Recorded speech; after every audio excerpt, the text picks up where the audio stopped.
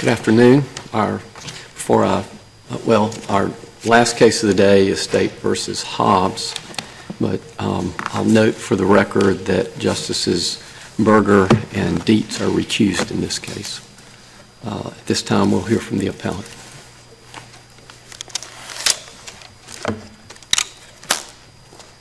Good afternoon, Your Honors. May it please the Court. My name is Sterling Rozier with the Office of the Appellate Defender, and I represent Mr. Hobbs. I'd like to reserve 5 minutes of my time for rebuttal, please. Your Honors, this case is before this Court after a remand hearing ordered in 2020. Some of you will recall that this case involved a trial in 2014 in which the defense objected to several strikes by the state under Batson, and the strikes of 3 jurors, Humphrey, Layden, and McNeil, came before this Court for review. And this Court remanded to the trial court to conduct a full analysis under Batson's 3rd step to consider the record and all the evidence and determine whether the state's use of strikes were improperly motivated by racial discrimination. And the order that the trial court has certified back to this Court is a case study in doing Batson wrong. From its first findings to its last conclusions, the trial court was repeatedly led by the state to committing clear error. And clear error occurs when, considering the errors in the context of the full record, the reviewing court is left with the definite and firm conviction that a mistake has been made. And I'll have to rely on my briefing to discuss most of those mistakes because there are just too many, but they range from the trial court's failure to find that the trial of an interracial crime of violence is susceptible to racial violence, or to the trial court finding facts about characteristics of jurors which are simply not true, or entirely mishandling a comparative juror analysis and doing it in a way that is the opposite of the way that the United States Supreme Court does comparative juror analyses. And there are more. If you review this record and you consider the arguments in the brief and whatever we discuss today, you'll see that many mistakes have been made. The order is clearly erroneous. I'm happy to talk about whatever you would like, but I'm going to focus on just a few of the mistakes here today. And first, I want to talk about the clearly erroneous determinations that the trial court's order drew from the state's use of peremptory strikes. The prosecutors wrote in their proposed order, and the trial judge found, that the state did not repeatedly use peremptory challenges against black jurors such that it would tend to establish a pattern of strikes against black jurors in the veneer. And what's worse, the trial court found that the state's use of peremptory strikes, including not using all of their peremptory strikes, was evidence negating an inference of discrimination. So first, both of these determinations were mistakes, but first we'll look at the strikes they did use. 2 of the first 3, 3 of the first 4, 4 of the first 6, 6 of the first 8, and 8 of the first 11 strikes that the state used were against black jurors. And yet the trial court found that this was not the state repeatedly using its strikes to remove black jurors, when in fact, at all times, the state was using more of its strikes against black jurors than non-black jurors. But if that isn't enough, we should compare the state's strikes of black jurors against their strikes of non-black jurors. At the time they struck McNeil, for example, the state had struck 8 of 16 black jurors. So they had struck 50% and they had accepted 50%. But when you compare that number to the fact that they struck only 3 of 23 non-black jurors, meaning that they struck only 13% of non-black jurors and accepted 87%, the disparity is striking. They were almost 4 times more likely to strike a black juror than a non-black juror. And again, the judge somehow found that this was not a pattern of strikes against black jurors. Up until the alternates, the state used 8 of 12 peremptories against black jurors, meaning that 66% of the time they were striking jurors, they were striking a black juror. And during this time, I believe that the state questioned 45 jurors overall, and 16 of them were black. So black jurors made up 33% of the people in the jury that the state questioned. And yet 66% of the time they struck jurors, they were striking from that 1/3 of the jury. And if these numbers don't show a pattern of striking black jurors, what numbers would? The trial court made a mistake. But what's worse is that the trial court also made a mistake in considering the peremptory strikes that the state didn't use. because the trial court correctly found that the state did not use all of its peremptories, but then it made the unsupported leap from that fact to say that that fact was evidence negating an inference of discrimination, which is both a legal and a factual mistake applied in this case. It's a legal mistake because the U.S. Supreme Court doesn't rely on this factor, and as you have heard about elsewhere today, the strike of a single juror because of race is a violation. And this rule applies at any time a strike is made, whether or not the striking party has exhausted their peremptories. Consider Flowers, the Supreme Court's most recent case on this, where the state only used 6 of at least 12 peremptories, and nowhere in the Flowers decision does Justice Kavanaugh discuss they had peremptories remaining, and we find that this weighs against an inference of discrimination, but whatever. They just don't bring it up because it's irrelevant. Now, I admit that our cases do occasionally say that this can be a factor, but they don't require it. And if they were to require a judge to find that not using all of your peremptories negated an inference of discrimination, it would be wrong because it would run counter to that Supreme Court precedent. And it's the blind, kind of unexamined use of this factor that is present here that really shows why this is wrong, because the state's remaining peremptories do tell us a story. Looking at the record, we see that before the McNeil challenge, the state questioned 39 jurors, and they used 11 strikes during this period. After McNeil, the state questioned 7 additional jurors, and they only used 1 strike. So after the McNeil strike, they essentially stopped striking jurors. And the other thing that happened after the McNeil strike was that no black jurors made it into the jury box. So the state certainly had peremptories remaining, but this isn't evidence negating an inference of discrimination. It's evidence suggesting that there was a correlation between the use of peremptories and the presence of black jurors in the box. And the only correct conclusion to draw from the state's use of peremptories overall is the pattern of striking more black jurors than not, of significantly striking black jurors disproportionately to non-black jurors, and essentially ceasing using peremptories once black jurors aren't in the box.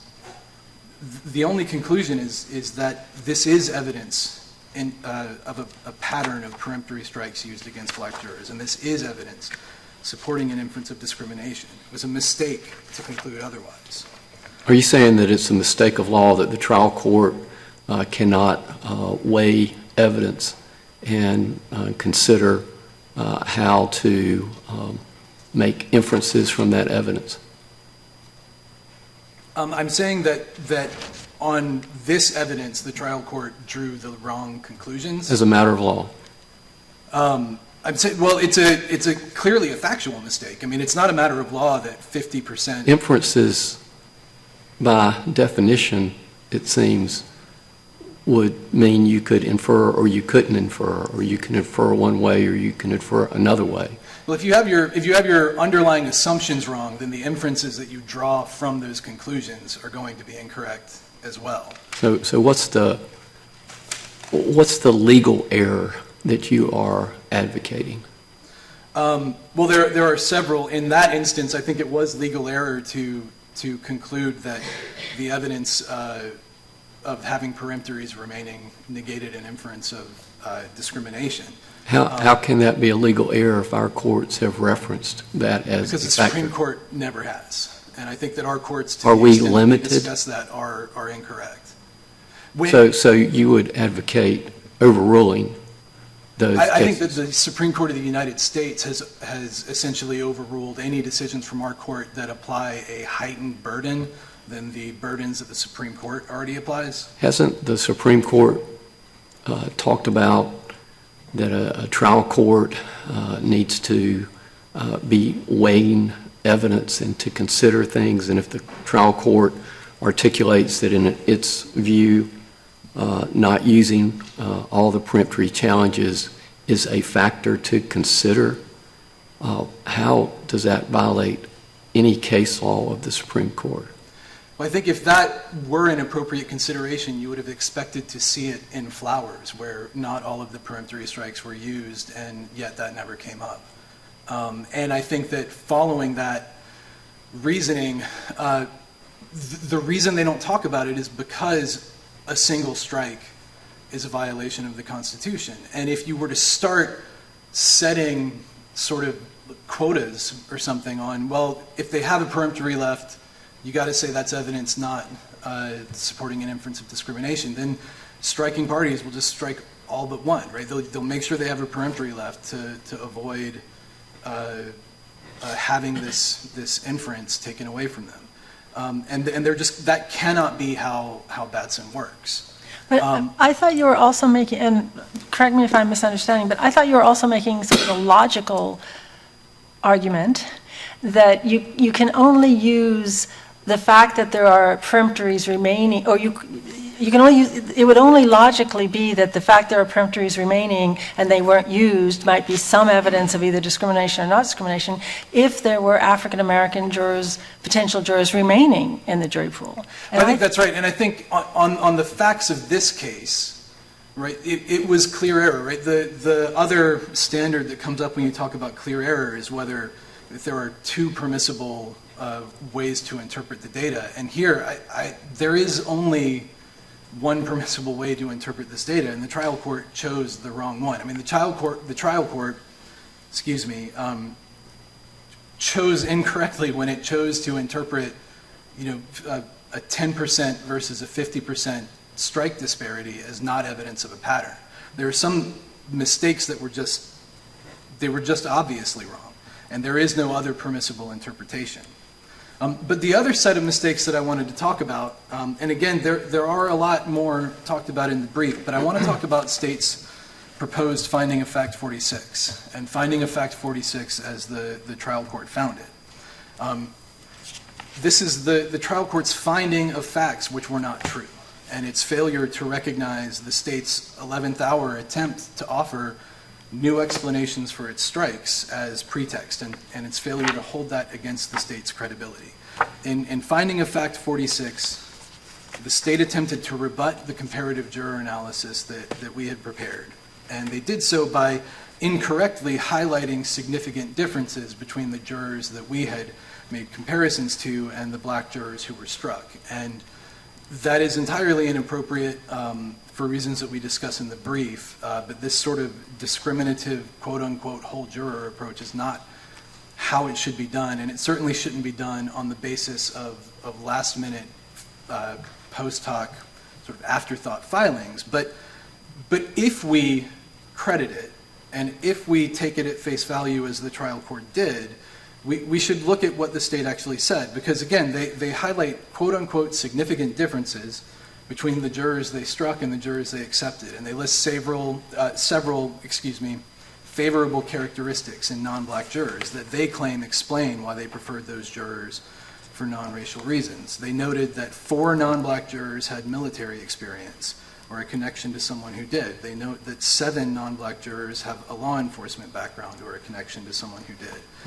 And they note that 9 non-black jurors had been a victim of a crime. And they represent that these attributes, again, were significant differences between these jurors and the jurors who were challenged that explained why those jurors were preferred.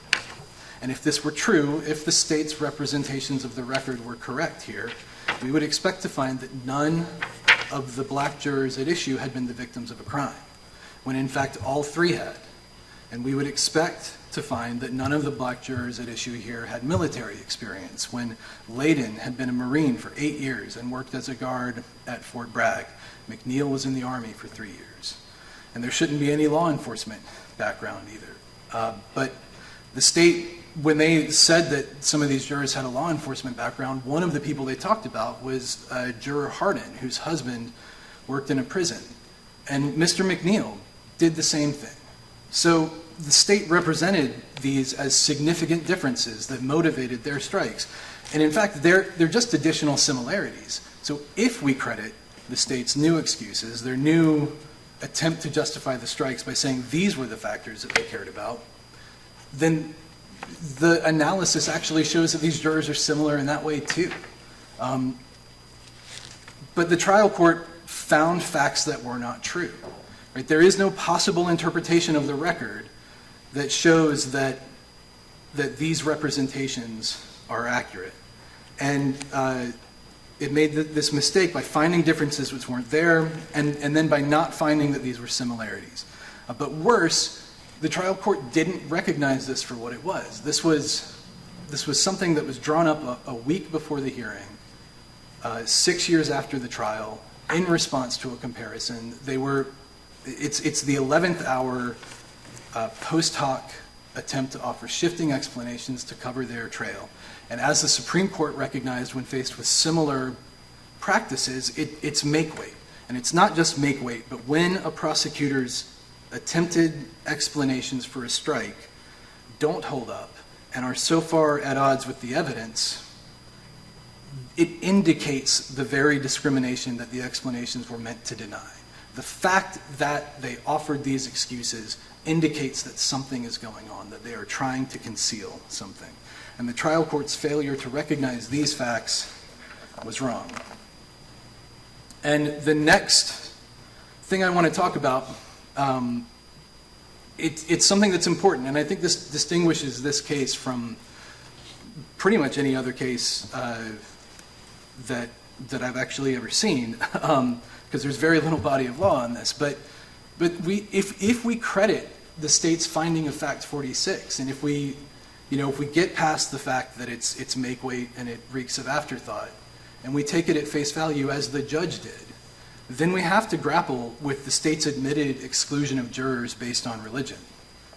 And it's because the state said that a significant favorable characteristic that they relied upon in selecting this jury was membership in a particular church, or lack thereof. And Article 1, Section 26 of the North Carolina Constitution, Justice Earls, as you quoted it earlier, the only thing I'd add to that is that you also may not exclude a person from jury service on account of religion.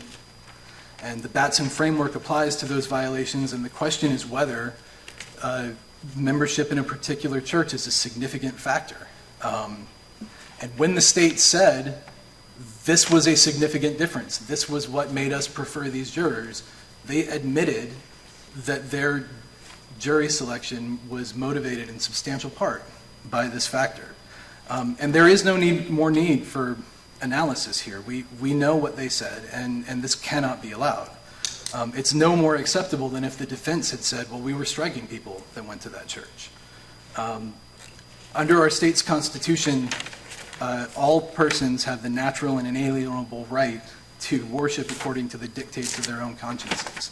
And for the state, or any person selecting a jury, to decide who can serve on a jury based in significant part on how that person chooses to worship, it's an interference in the rights of conscience that our Constitution protects. Counsel, I have a question about that. Aren't the statements in the record about church membership somewhat ambiguous?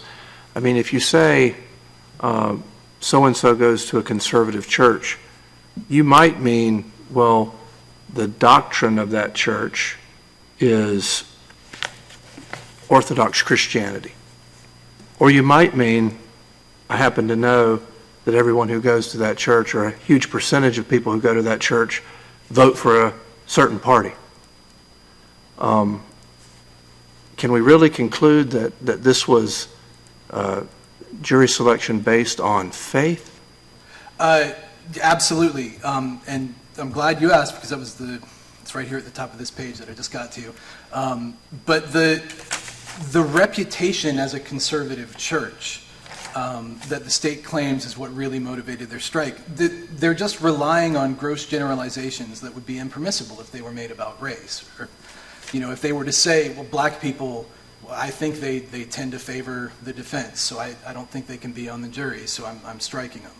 Right? And assuming that a person who goes to a particular church is going to have views that are sympathetic with a party either way, and basing your strikes on that is absolutely impermissible, Gesundheit. Imagine, for example, that a striking party in a paternity action struck all male jurors from the jury because they thought that the male jurors they're admittedly qualified to serve, but they think that they would be more sympathetic with the defendant father, so they struck them. right? And that's exactly what happened in JEB. And in JEB, that's exactly the argument that the party made. And the Supreme Court rejected it, saying that gender is an impermissible basis for a peremptory strike, and that in arguing that these assumptions based on gender are acceptable, a respondent seems to assume that gross generalizations that would be deemed impermissible if made on the basis of race are somehow permissible when made on the basis of gender. And what we have here is assumptions made on the basis of church membership that would be impermissible if they had been made on the basis of race or gender. And the state is assuming that they are acceptable because they're based on religion, but they are not. So, again, the trial court found as fact that membership in a church was a significant factor in jury selection here. And based on that fact, there is a violation and a new trial is required. Your Honors, the order here, as I've said probably too often now, is full of mistakes. It's built on mistakes of facts, mistaken application of the law, mistaken conclusions, and the order on remand here is an exercise in accepting the word of the state without any meaningful analysis. And if this court reviews the arguments in our brief and reviews the record, there really is no conclusion to reach but that a mistake has been made, and not just one, but many. And the order is clear error, and it must be reversed, and Mr. Hobbs must be given a new trial. If there are no questions, I will sit down for a while and reserve the remainder of my time for rebuttal. Thank you, counsel. We'll hear from the appellee.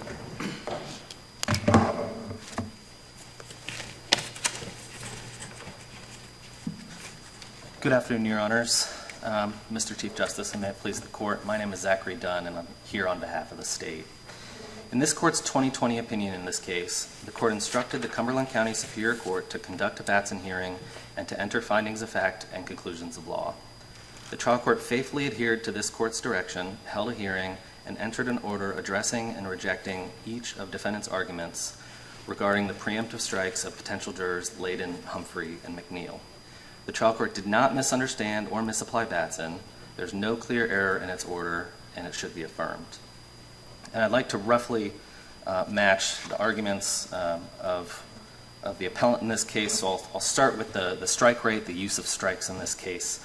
The statistics are a matter of record. So there's no argument about how many jurors were struck preemptively by the state and how many were passed, which was 9 apiece, or 50% at the time of Mr. McNeil's preemptive strike and the third Batson challenge. The trial court appropriately found that although there was use of peremptory strikes, or a large number of peremptory strikes to challenge black jurors, that was negated, or there was factors that negated the inference of discrimination in the case, and I'd like to go through 3 of them. The first one is that all told, the state passed 9 black or African American jurors to the defense, and the defense used peremptory strikes on 5 of 9, or 56%. Now, this court made clear in Hobbs 1 that that is not relevant to the state's motivations for striking jurors. We agree with that, but we're not challenging that here today. However, it is relevant to the ultimate composition of the jury, because it's quite right to say that only 2 of 12 jurors who served were black or African American, but that does not take into account the fact that 9 jurors were passed by the state to the defense, and the defense used 5 peremptory strikes to remove black jurors.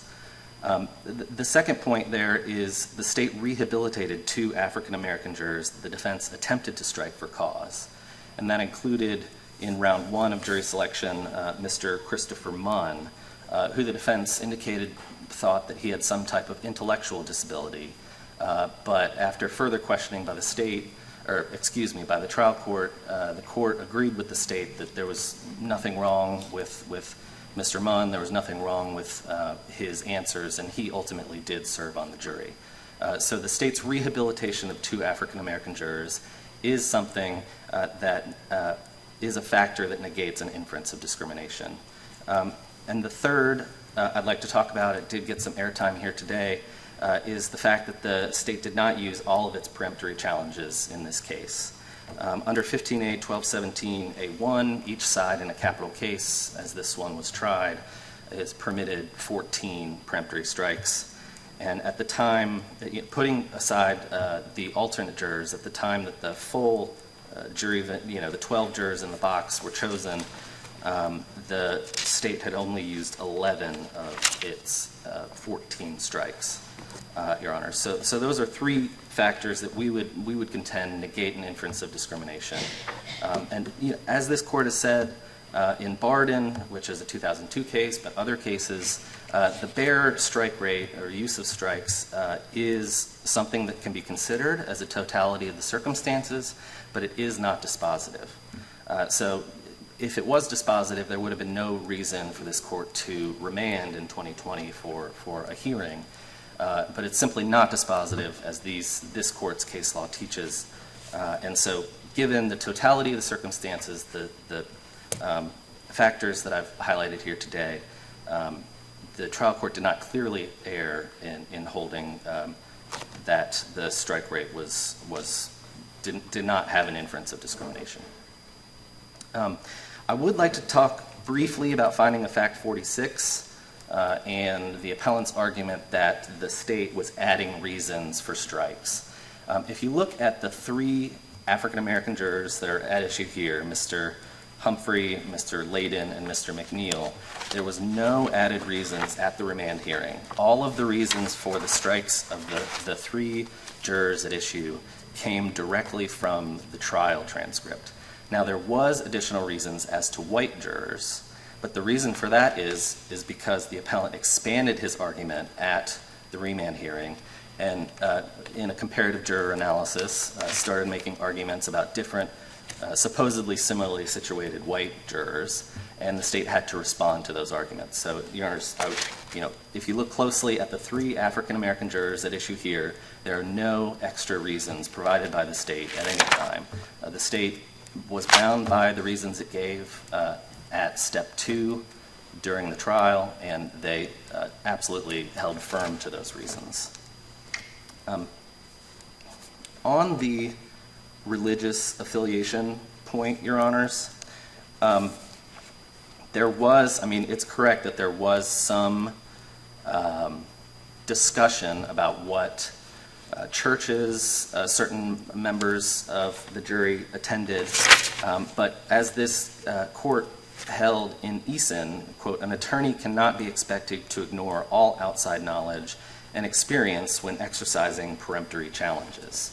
And I think that lines up with some of the questions that have been asked here today.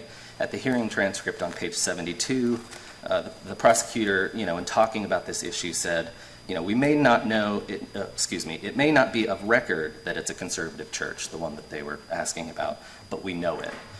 So it's permissible for, as Eason teaches, for the prosecutors to bring in their outside knowledge and use that knowledge when determining what the jurors they might want to peremptorily strike. This certainly is Counsel, yes. Is there, to your right, sir, is there anything in the record that sheds light on what the state meant by conservative church? There isn't, Your Honor. I mean, in my review of it, the only thing I was able to find is the quote, it may not be of record that it's a conservative church, but we know it. So I think that's the only thing, and I might be wrong, but as I stand here today, I think that's the only thing that we know about this particular church, Your Honors. And I would like to point out that the defense, in addition to the state, inquired about the jurors' specific religious affiliations, elicited responses about specific churches attended by specific jurors, and asked whether religion is important in guiding your decision-making. That's on transcript page 1095. It was a direct question asked by the defense during questioning of jurors. Turning a little bit, if I could, to the alleged discriminatory statements made by the prosecutor. This is issue 7 in the briefs.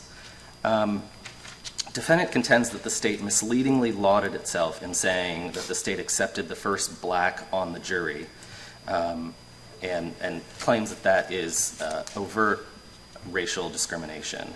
But I'd like to, of course, first, that is inartfully said. I would not defend that exact turn of phrase, but if put in context, I believe it shows that there is no actual discriminatory statement with that statement. In that context, the prosecutor was comparing the current case to an older case from this court, which is State versus Smith from 2000. And I want to quote the transcript of what the prosecutor said here and compare it to the exact words used by this court in Smith.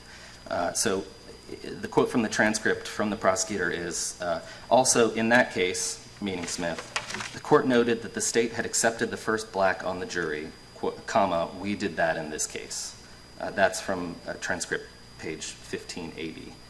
Now, if you look at the quote from this case, this court said, here, comma, the prosecutor had accepted the first black to enter the jury box, and had also struck whites before striking the prospective juror at issue. So while that phraseology is certainly not perfect, it's inartful, it's not something that I would use, when you line up what the prosecutor was saying in that moment, especially considering that he had made a direct comparison to this court's case in Smith and seemed to almost parrot the language in Smith, there's no showing, and the trial court clearly, or did not clearly err in finding that there was no discriminatory statements by the prosecution on that point. I'd like to go back, if I may, to finding of fact 46, because you explained that the explanations given there were not, that issue of what reasons there might have been for accepting white jurors hadn't been raised before.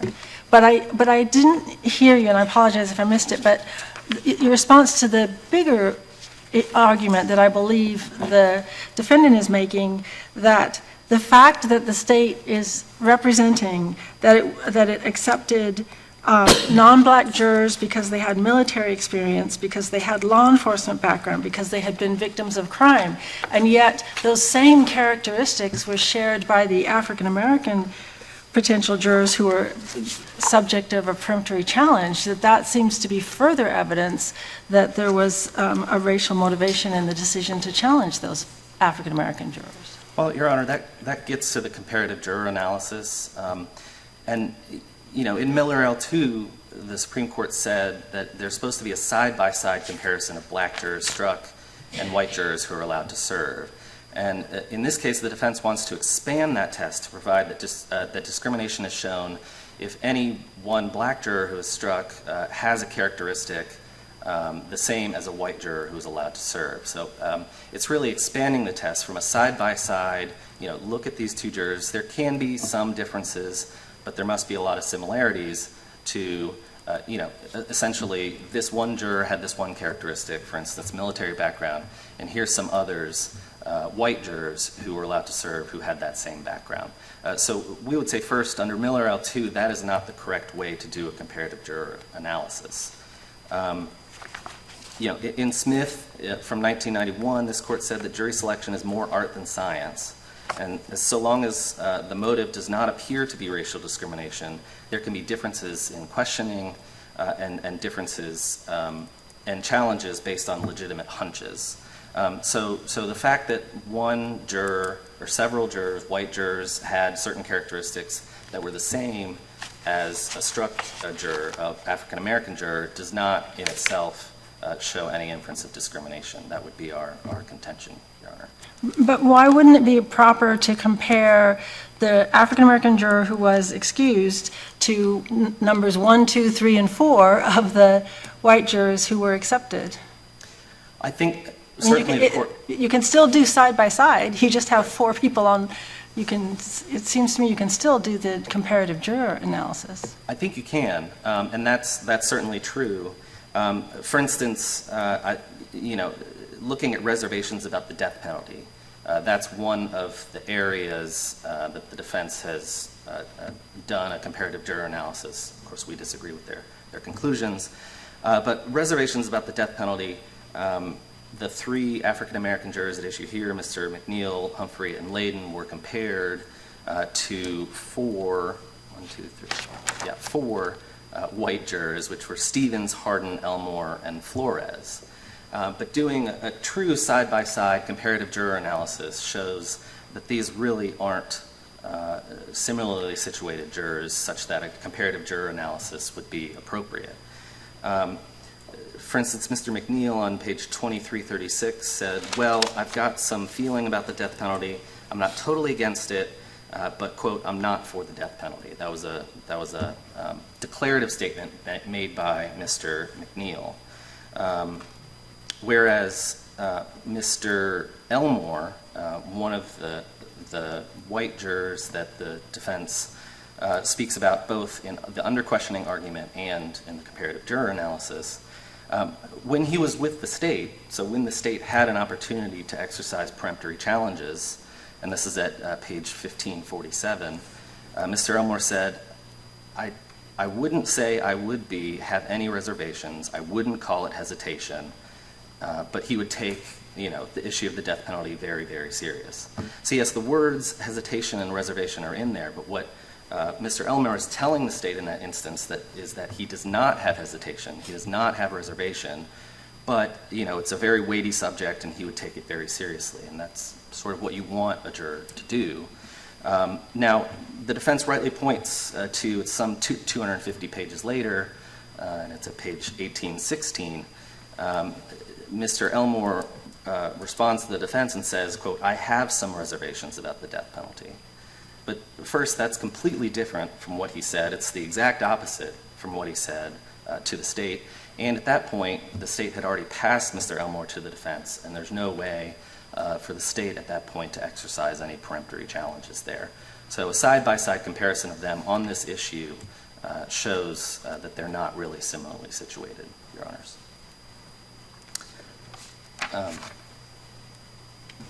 And Mr. Flores, Antonio Flores, the defendant argues that at page 2162 of the transcript, when asked for his opinion about the death penalty, he stated that I'm not crazy about it, I love life. Yes, but he also said he believed that there were instances when the death penalty would be appropriate. And that, at least in the prosecutor's eyes, was different from Mr. McNeil, who said, he said some other things to be certain, but he said, quote, I'm not for the death penalty. So there was significantly more reservations about the death penalty from Mr. McNeil than there was from Mr. Flores, Mr. Elmore. I mean, I'm happy to go talk about Mr. Stevens and Mr. Hardin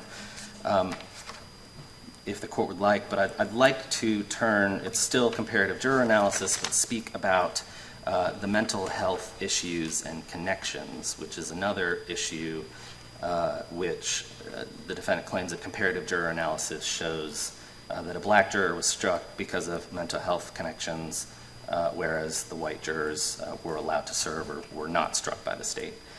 The defense points to Mr. Layden,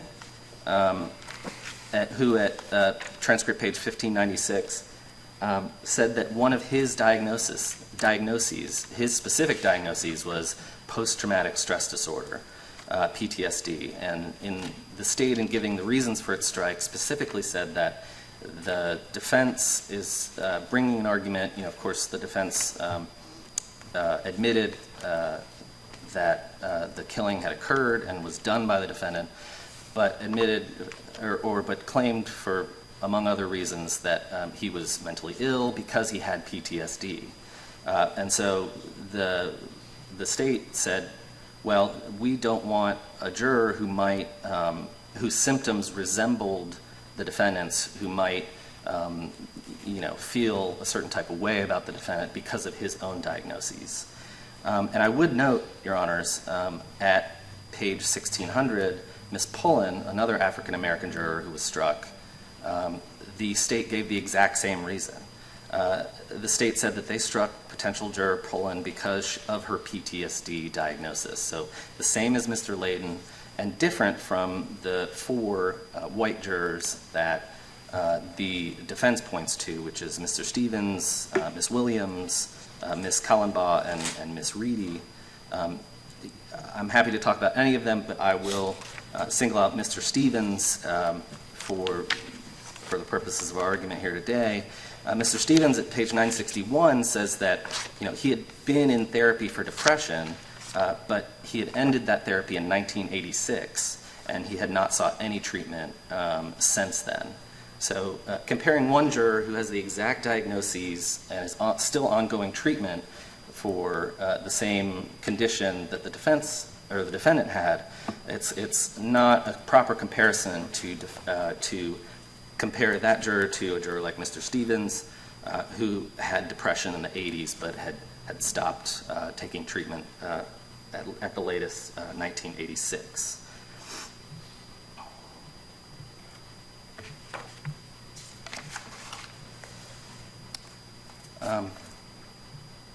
Absent any questioning, I would like to talk about the under-questioning argument. Again, it's intertwined a little bit with the comparative juror analysis, but it is a little bit distinct, so I'd like to talk about it separately if I might.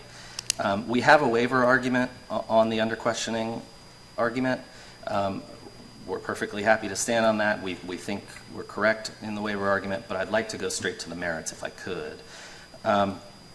Defendant raises these same three subsets of questions that the defendant argues that the state under-questioned black jurors or white jurors, because they declined to seek what they did not want to find about white prospective jurors.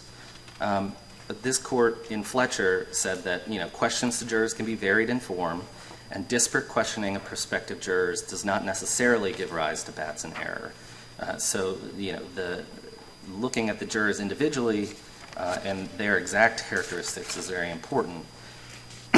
And I'd like to talk about Mr. Humphrey a little bit in the mental health connections, because he is an African-American juror who was struck. And the defining feature about him is he worked in a group home. He worked with individuals who had all kinds of mental issues, and he said, quote, "You name it, I've dealt with it." That's at page 1425. And he summarized his role, in addition to getting the patients to appointments. He said, quote, "I'm trying to be a positive role model for them," end quote. So that really sets Mr. Humphrey apart, because in striking Mr. Humphrey, when asked to give the reasons for the strike, the state said, this potential juror really has dealt with a lot of individuals with mental health issues. He has tried to be a positive role model for people who the state thought was just like the defendant, and was afraid that he would take that into account too much when serving on the jury. So that is the reason for the strike of Mr. Humphrey. And yes, and then in the under-questioning argument, the defense compares Mr. Humphrey to 5 different jurors. Again, I'm happy to speak about any of them, but I would like to talk about Ms. Marrero, if I could, unless the court wants me to talk about any of the other jurors in the case. Ms. Marrero said that her ex-brother-in-law had a breakdown when he was in military service 15 or 20 years ago, that he had gotten help, and although they were not close, he seemed like he was fine. So yes, I mean, that is a mental health connection. If you put it under that broad of an umbrella, Ms. Marrero had a health connection because of her ex-brother-in-law. Mr. Humphrey had a health connection because he worked at a group home. But really comparing those two jurors shows that they are not similarly situated. One had a distant, supposedly ex-relative who seemed fine, and one, Mr. Humphrey, worked in a group home and tried to be a positive role model for people who the state thought was just like defendants. So doing the side-by-side juror comparison there really, in our view, doesn't work.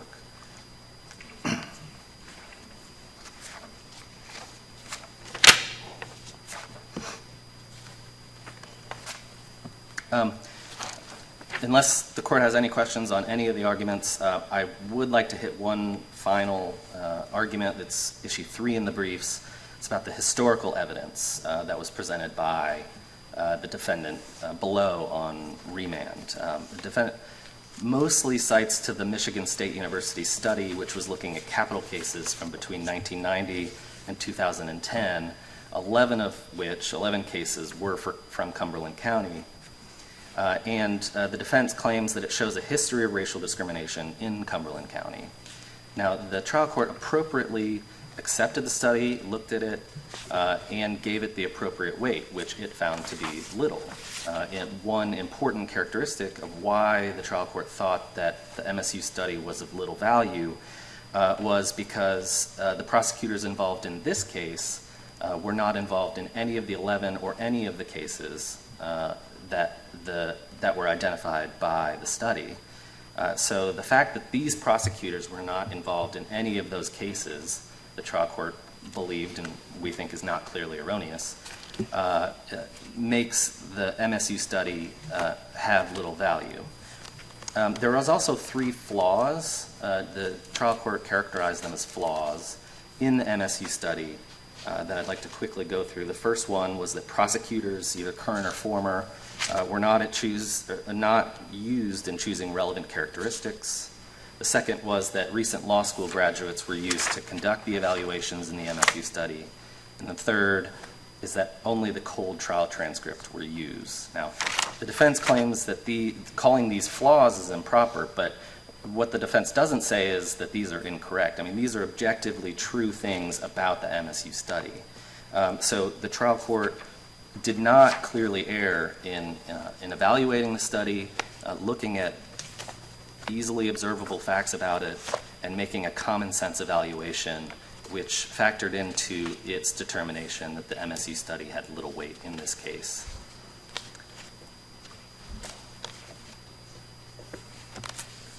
Unless the court has any questions for me, I will just conclude by saying that the order at issue here is not clearly erroneous and it should be affirmed. Thank you, counsel. Thank you. Rebuttal? Thank you, Your Honors. I will try to keep this short so we can all go home. Justice Allen, you were asking about experiences and sort of can we draw conclusions about a religious group because we know that religious group. We know that these people are conservative, so we can draw these conclusions. And I don't think that that's acceptable. I think if you look at JEB, they sort of say, hey, even if we all know that men are going to be sympathetic to the putative father, you still can't base your jury strikes on that reason. So even if... Actually, sorry, what I was getting at is, so there are, for example, many Catholic churches. There's a Catholic church in Chapel Hill. There's a Catholic church in my hometown where I grew up. The political persuasions of the congregations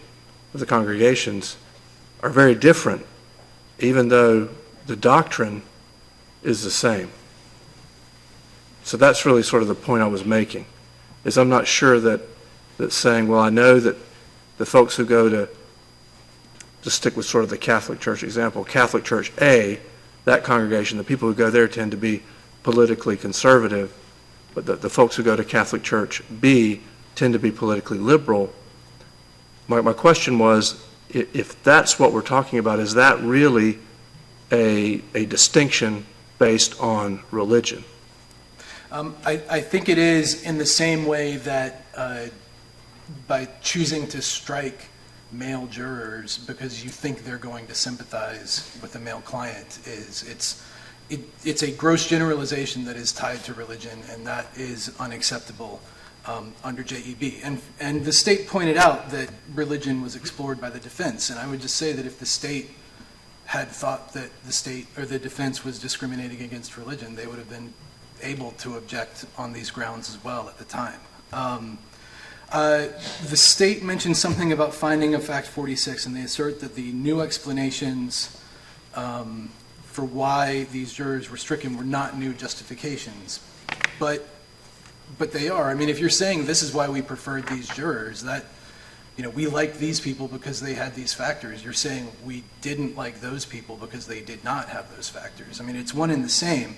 But it also gets at this whole juror analysis thing that the state kind of made up here and got the trial court to run with. And it's discussed extensively in the brief, and I'll answer any questions about it that you have. But I think really, if you read the brief, and if the state reads Miller L2 carefully, they will see that what they are saying is wrong, right? When Miller L does a comparative juror analysis, they look at what did the state say the reason for the strike was, and does that apply to a juror that they accepted?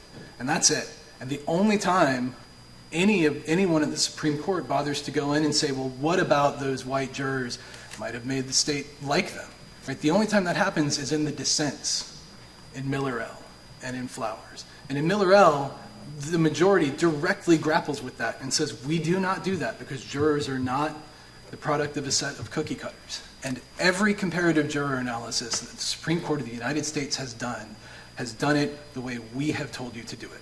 If they were to look at this order, that's how they would do their comparative juror analysis. And I'm not sure that there is any way to explain it other than to say, go look at those cases and see how they do it and see if what I'm telling you is correct or if what the state is telling you is correct. And then finally, well, not quite finally, but with respect to the peremptory strikes, this court said that in Clegg that Batson is like a scale, right? And you put sort of the defense evidence or the opponent to the strikes evidence of discrimination on one side and the rebuttal evidence on the other side. And here the state acts as though what the trial court found was that sure, there was a lot of strikes against black jurors, but this was all rebutted by other evidence, as if they just conducted this balancing. But the finding that we talk about here, among others, is that there was this finding that there was a negation of an inference of discrimination because of the peremptories remaining, but also the state did not repeatedly use peremptory challenges against black jurors in such a way as to tend to establish a pattern of strikes.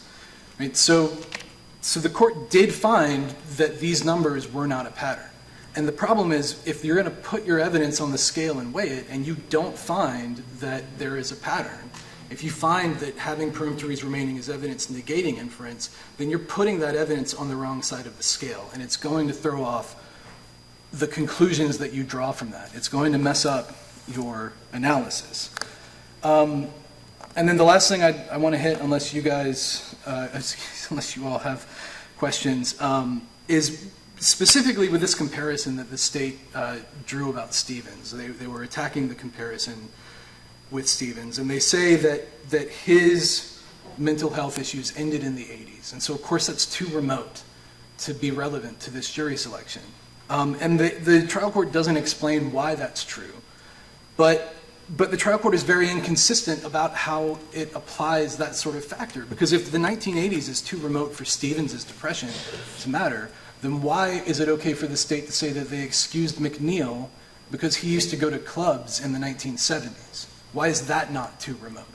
And as we have shown in our brief addressing these comparisons, the order is replete with this kind of double standard and inconsistent analysis. And specifically with respect to Stevens, the fact that his depression ended in 1986 isn't even the worst thing about him, according to what the state cared about. Because they said that they struck some jurors because they believed that they would defer to defense experts. And Stevens himself said, if you put an expert up there, I'm going to believe what they say. And yet the state wasn't concerned. So I think I can't do it now. You don't want me to do it now in the next 2 minutes. But I think if you look at the briefs, you'll see that we have addressed all of these concerns. And nothing that the state has said in its argument has made finding of fact 46 true. Nothing it has said has made striking black jurors at 4 times the rate of non-black jurors evidence negating an inference of racial discrimination. And nothing it has said has made the trial court's failure to follow United States Supreme Court precedent acceptable. This order is full of mistakes. If you read the briefs and look at the record, you will be left with the firm and definite conviction that a mistake has been made. It was clear error. It must be reversed, and Mr. Hobbs must be given a new trial. And with no more questions, I'll sit down. Thank you, counsel. Thank you. Thank you to both.